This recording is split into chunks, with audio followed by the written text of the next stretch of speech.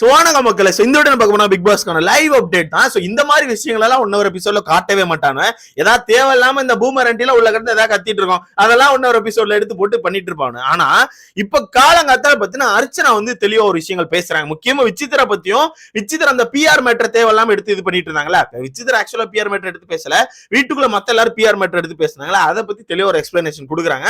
First Vichitra என்ன சொல்றாங்கன்னா, எதுக்கு என்கிட்ட நல்லா தானே பழகினாங்க. இப்ப நேத்து நடந்த சண்டே வச்சு என்கிட்ட நல்லா தான் பழகினாங்க, நல்லா தான் க்ளோஸா இருந்தாங்க, நாங்க ரெண்டு பேரும் நல்லா தான் பேசிட்டு இருந்தோம். அதுக்கு முந்தின நாள் ஒருத்தி கூட என்கிட்ட ஜாலியா தான் பேசிட்டு இருக்காங்க, நீ மட்டும் தான் நேர்மையா இருக்க, நீ மட்டும் தான் உண்மையா இருக்க, மாயாப்பூர் நீ மூலம் நம்ப முடியலன்னு சொன்ன ஆளு ஒரு டாஸ்க் வருது. அந்த டாஸ்க்ல பாட்ஸ் ஓட்டு கால் சென்டர் அப்படின்னு கேக்குறாங்க. அந்த டாஸ்கே தவிர்த்து ஏதோ ஒன்னு பேசணும்னு சொல்லி என் மேல ஏதோ வன்மத்துல இந்த மாதிரியே பேசுறாங்க. நான் வந்து ஃபேக்கா இருக்கேன், ஏதோ நோட்ஸ் போட்டு வந்திருக்கேன்னு சொல்றேன். எனக்கு பார்க்கும்போது ரொம்ப மோசமா தோணுது. ஏன் இந்த கேரக்டர் அப்ப என்கிட்ட ஃபேக்கா தான் இவ்வளவு நாள் இருந்திருக்கா, நான் உங்களை நம்பி தானே எல்லாம் பேசி க்ளோஸா உட்கார்ந்துருக்கேன். பட் அந்த கேரக்டர் ஒரு டாஸ்க்னு ரொம்ப இவ்வளவு கேவலமா இறங்கி பேசுறாங்கன்னா அவங்க மனசு ஃபுல்லா என்ன பத்தி என்ன நினைச்சு வச்சிருக்காங்க, என்ன பத்தி ஃபேக்கா தானே நினைச்சு வச்சிருக்காங்க. அப்ப நான் அவங்ககிட்ட நான் இதுக்கப்புறம் பேசவே வேணாம், நான் இன்னும் ஒரு வாரம் இருக்க போறேன், இதுக்கப்புறம் நான் பேசல, நான் தனியாவே இருந்துக்கிறேன். ரெண்டாவது இந்த பிஆர் அப்படிங்கறத பத்தி பயங்கரமா பேசுறாங்கல்ல, இவங்க எல்லாருமே இண்டஸ்ட்ரியில தானே இருக்காங்க, இண்டஸ்ட்ரியில தான் வந்திருப்பாங்க. அது என்ன என்னோட பிஆர் மட்டும் இது பண்றாங்க, எல்லாரும் தான் பிஆர் வச்சிருப்பாங்க. ஆக்சுவலா பிஆர் அப்படிங்கறத நான் தெளிவா சொல்லிக்கிறேன் ப்ரோ. இது நிறைய பேருக்கு தெரியும், தெரியாத அந்த பூமர் தற்கொலைக்கு சொல்றேன். இப்போ நிறைய பேர் கண்டிப்பா தெரிஞ்சுக்கும், நம்ம சப்ஸ்கிரைபர் எல்லாம் முக்காவாசி பேர் தெரியுது. இந்த பூமர் தற்கொலை ரெண்டு பேர் இருக்காங்களே, இண்டஸ்ட்ரியில இருக்க எல்லாருமே பிஆர் வச்சிருப்பாங்க. ஆக்சுவலா நல்லா ஒண்ணு புரிஞ்சுக்கோங்க. ஏன்னா அவங்க சோசியல் மீடியாவை இவங்களால ஹேண்டில் பண்ண முடியாது மீன்ஸ் நிறைய கொலாபரேஷன் வரும், நிறைய பேர் நிறைய ஷோக்கு வந்து டேட் கேட்டு வருவாங்க. அந்த மாதிரி இருக்கும்போது எல்லாராலையும் எல்லாமே டக்குன்னு ஹேண்டில் பண்ண முடியாது. அதுக்காண்டி ஒரு மேனேஜர் மாதிரி வச்சு ஒரு டீம் ஃபிக்ஸ் பண்ணி வச்சிருப்பாங்க. அந்த டீம் என்ன பண்ணுவாங்கன்னா, யாராவது கொலாபரேஷனுக்கோ இல்ல ஏதாவது சம்திங் டேட் கேட்ட வரும்போது அவங்க கிட்ட பேமெண்ட் பேசி இதை பேசி ஃபிக்ஸ் பண்ணி அப்படி பண்றதுக்கு பேர் தான் பிஆர் டீம். ஒரு ரெண்டு வகை இருக்கு. ஒன்னு இவங்களை ப்ரோமோட் பண்ணுவாங்க. ப்ரோமோட் மீன்ஸ் அப்படின்னா இவங்க ஏதாவது ஷோ பண்றாங்க இல்ல எங்கேயா போறாங்கன்னா அதை பத்திக்கான போஸ்ட் எல்லாம் போட்டு இவங்களுக்கு ப்ரோமோட் பண்றது, ஓகேவா. ரெண்டாவது இன்னொரு டீம் எப்படின்னா, இவங்களுக்கான டேட் எல்லாம் ஃபிக்ஸ் பண்றது, பேமெண்ட் பேசுறது, கால் ஷீட் இது புக் பண்றது, இந்த மாதிரி இருக்கிறது. மொத்தத்துல இதுதான் பிஆர் டீம். அதை முதல்ல நல்லா புரிஞ்சுக்கோங்க. பட் நேத்து வந்த டாஸ்கே வேற. அதுவே நிறைய தற்கொலைக்கு புரியல. நேத்து வந்தது கால் சென்டர் பாட்ஸ் ஓட் அப்படிங்கிறது. ஏன்னா வீட்டுக்குள்ள வந்து ஒரு ஸ்குவாடுக்கு வந்து பயங்கரமா பாட்ஸ் ஓட்டு போயிட்டு இருக்கான். வெறித்தனமா ஒரு ஸ்குவாட் வெளியே நீங்க புதுசா ரெடி பண்ணிருக்கீங்களா, ஆயா ஸ்குவாட் இருக்கீங்களா, அந்த ஸ்குவாடுக்கு தான் வெறித்தனமான பாட்ஸ் ஓட்டு போயிட்டு இருக்கான். அதனாலதான் அந்த டாஸ்கை கொண்டு வந்திருந்தாங்க. பட் அந்த வீட்டுக்குள்ள ஆல்ரெடி அர்ச்சனா பத்தி பேசிட்டே இருந்தாங்க. அர்ச்சனா பிஆர் வந்து பெரிய பிஆர்னு அந்த ஒரு டாபிக் அப்படி சேர்த்து வச்சு பிக் பாஸ் வந்து குழப்பி விட்டாரு. அதுவே தெரியாம கரெக்டான சோர்ஸே புரியாம நிறைய பூமர்ஸ் வந்து கதறிட்டு இருக்காங்க.